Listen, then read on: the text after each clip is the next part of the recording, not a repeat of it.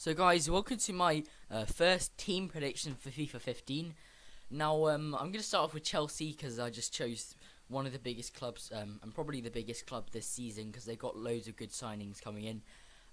But if you do enjoy this episode, please do like the video, and if you haven't subscribed already, please do subscribe and put in the comments below whether you do like this idea, because if you don't, I could do some other predictions for FIFA 15, which would basically be predicting various players in one video, so not from one team, so maybe 5-10 players from different teams in one video, which you suggest. So please tell me in the comments below which one you prefer, but anyway, I'm going to cover all the main teams like Chelsea, Man City, Man U, Barcelona, Real Madrid, Bayern Munich, etc. But anyway, let's get off to a start with Chelsea's goalies. Now, Chelsea's main goalie last season was obviously Czech, and he was probably the BPL's best keeper, I would say. So that's why I kept his card at the same rating with exactly the same stats.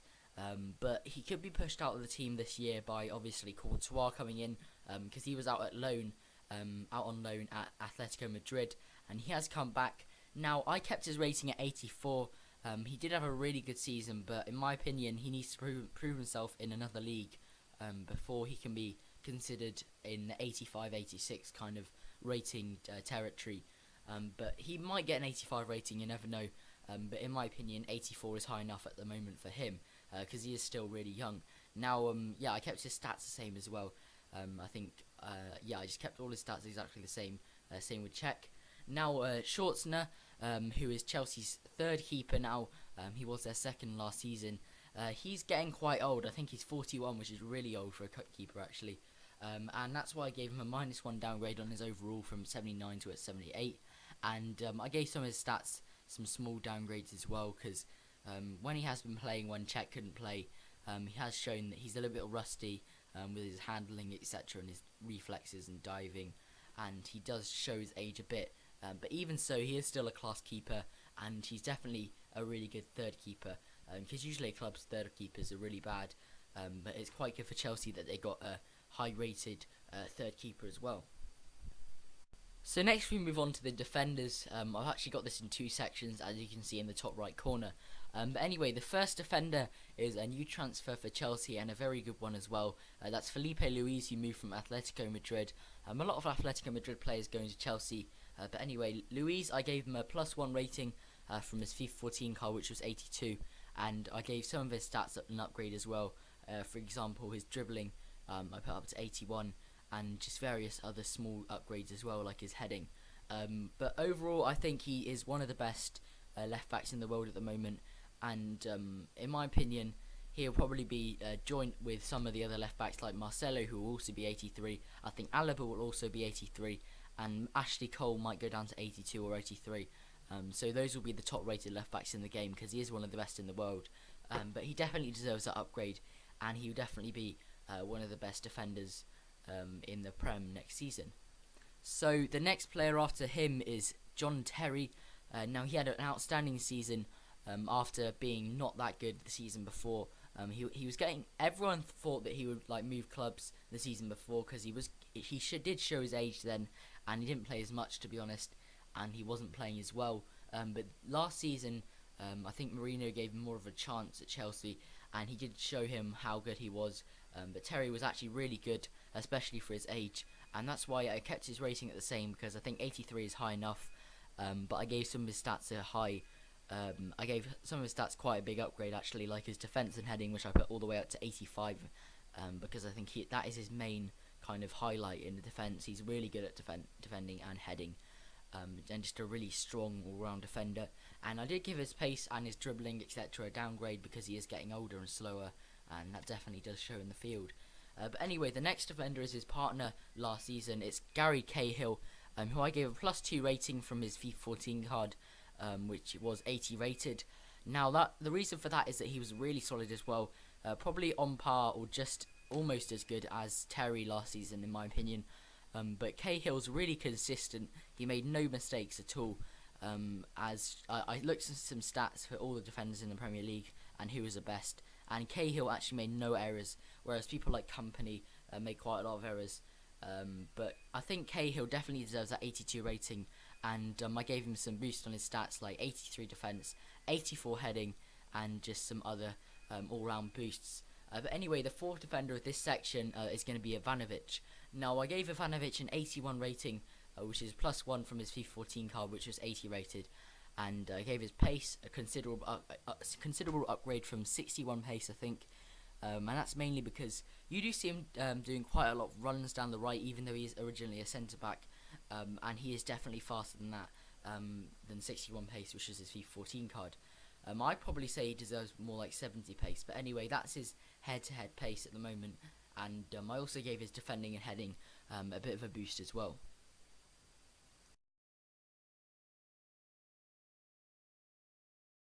So next we have the second set of defenders, and now obviously the first defender is going to be Azpilicueta. Now last season he played as a left back and actually pushed Ashley Cole out of the team because he was playing so well. So that's why I gave him an upgrade from his 77 rated non-rare gold card to an 80 rated rare gold card. And I actually put him as a right back because although last season he did play as a left back, I think this season he will be mainly a right back because it will be easier for him to compete with Ivanovic than it will be for him to compete with Felipe Luis, because Felipe Luis is one of the best in the world and arguably Ivanovic isn't. So I think Azpilicueta, maybe if Felipe Luis gets injured, he could go there, or he could kind of alternate between left back and right back.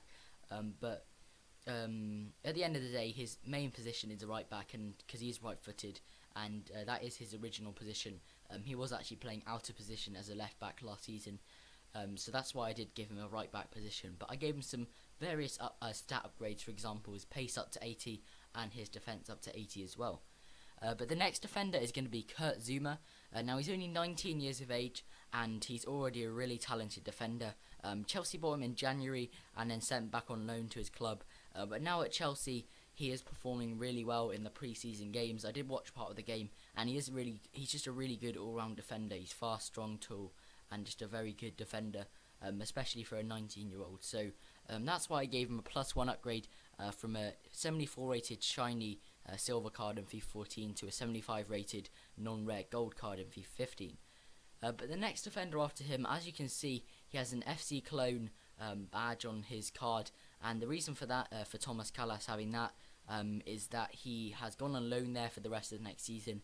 But the reason I included him in this video is because he is still technically a Chelsea player, and he does have a very strong card, which will be in the Bundesliga next season. So he got a +3 upgrade. This is actually his head-to-head card, and at the moment, and he got a +3 upgrade from his FIFA 14 card. But all of his stats stayed exactly the same. That's because he got moved from a right back to a centre back, and his stats actually suit a centre back position more. So that's why he's 74 rated as a centre back and 71 rated as a right back. But as a centre back, he looks really good because he's really strong, fast, and just overall a really all-rounded good centre back. But anyway, the final defender of this is going to be Nathan Ake.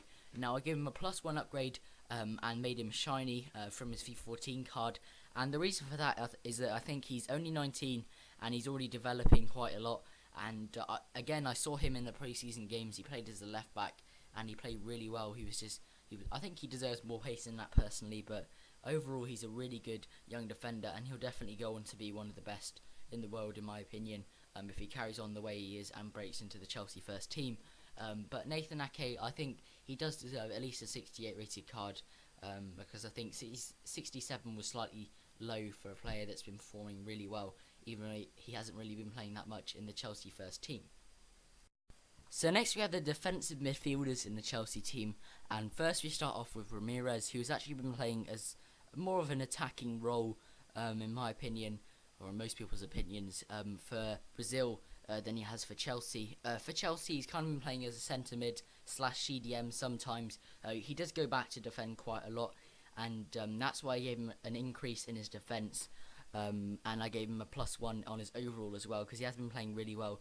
And at the World Cup as well, every time he came on to play, he did actually kind of change the game a bit, and he changed it for the better, and he did perform really well at the World Cup in my opinion when he did play. So that's why I gave him a +1 from his normal 80 rated card, and also in head-to-head at the moment he is 81 rated as well. But in the World Cup, FIFA 14, a World Cup Ultimate Team, he was 82 rated, and he had like 79 defense, I think, and 75 heading and 70 shooting and stuff like that. But I downgraded it quite a lot from that. For example, his shooting I put down 67 because I think usually his shooting is a bit off par, and he does miss quite a lot, so that's why I gave him quite low shooting. But anyway, the next player is going to be Matic, who in my opinion will probably start most games because he's probably more solid than Ramirez in defence. But he did show last season that when he attacked, he is quite fast actually. So he definitely deserves more than his 68 or 67 pace in FIFA 14. So that's why I gave him 70 pace on his card. And I also gave him 76 dribbling, 81 defence, 78 heading and 77 passing, and a +1 on his overall. So the next CDM is John Obi Mikel. Now I kept his card almost exactly the same from his FIFA 14 card. And the reason for that is that he's been quite solid when he has played, but he hasn't really played much, so he doesn't really deserve a rare card, and he didn't really deserve over 80, so that's why I kept his card almost exactly the same from his FIFA 14 card. But the final defensive midfielder is going to be Chalobah, who actually went on loan to I think Middlesbrough for part of last season, and when he was there he was one of their best players, so he definitely deserves his upgrade from a 70 rated non-rare silver to a 71 rated silver rare. And I gave some of his stats an upgrade as well, like his heading, defense, dribbling, and I think his passing as well. No, his shooting as well actually. But overall he does look like a really solid CDM, and I can definitely see him being used by quite a lot of people in BPL teams if he does stay at Chelsea. So next we have the second set of midfielders, the slightly more attacking midfielders I would say, and that's going to be, the first player is going to be Fabregas, as you can see. Now he recently moved from Barcelona, as you all know, and for Barcelona he kind of played in a more attacking, centre attacking mid / sometimes centre forward role, more centre forward for Spain actually, but that's probably his best position, but he can play centre mid and a more defensive position as well. So I think him and Oscar will kind of alternate in attacking, because they're both good at attacking and they're also both good at defending as well. So that's why I gave Oscar an upgrade in his defence as well. But I kept Oscar's card kind of the same from his FIFA 14 card, and also Fabregas. I think I gave Fabregas +1 dribbling, but I kept most of his stats exactly the same as well from his FIFA 14 card. But in my opinion, I think Fabregas deserves more than 68 pace, because when you watch him, he does sometimes make some runs.